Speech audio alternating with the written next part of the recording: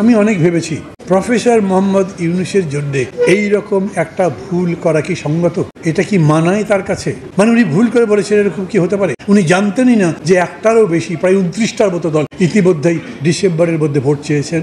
এই ভুল তো তার হবার কথা নয়। উনি কোনো ব্যাখ্যা দেননি এবং ডক্টর মোহাম্মদ ইউনূস কোনো জবাবদিহি করেন না।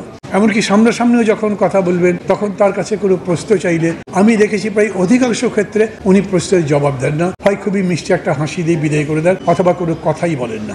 এটার একটা সমস্যা হচ্ছে, আমরা যে সংলাপের কথা বলি, সংলাপ এখন বলা হচ্ছে মূল যে ব্যক্তি তার সাথে আমাদের প্র্যাকটিক্যালি কোনো সংলাপ কখনো হয় না। 4 বার এবং গতকালকে যদি ধরেন তাহলে 5 বার উনি সব রাজনৈতিক দলগুলোকে ডেকেছেন কথা বলবার জন্য এবং প্রায় প্রত্যেকটা বৈঠকের শুরুতেই উনি বলেছেন উনি খুবই ভালো ফিল করেন যখন উনি এই বৈঠকের সামনে পড়েন, যখন তার মধ্যে হতাশা থাকে, যখন তার মধ্যে দুশ্চিন্তা থাকে, সেগুলো সবই কাটিয়ে এই মানুষগুলোকে দেখলে, তাদের সাথে কথা বললে তার চিন্তার পরিবর্তন হয়, উনি বেশ আশাবাদী হয়ে ওঠেন।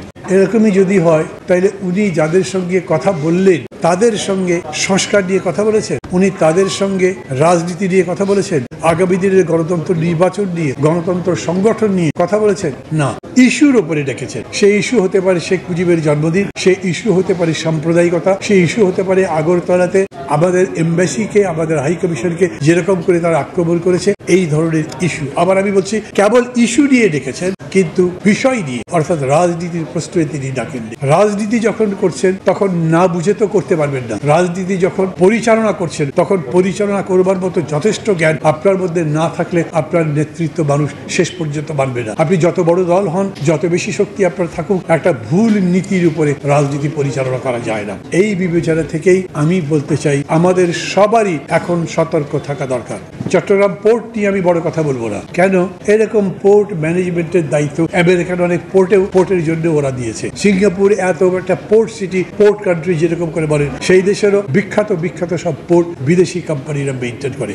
আমাদের এখানকার সমস্যা হয়েছে যেই জায়গাতে এই স্টেশনটা হবে, অর্থাৎ যেখানে আপনি তাদেরকে দায়িত্ব দেবেন পোর্ট ম্যানেজ করবার জন্য, সেটা একেবারেই যেটা আমরা সাবমেরিন বেস চাইনিজদের দিলাম তার এত কাছাকাছি হলো কেন? এই প্রশ্ন করতেই পারছেন না আপনি, আর করতে পারছেন না বলে তার জবাব দেবার কিছু নাই। আর আমি এটা তো প্রথমেই বলেছি, প্রশ্ন করলেই যে জবাব পাবেন এই রকম একটা প্রশাসন, এরকম একটা সরকার দেশ চালাচ্ছে না।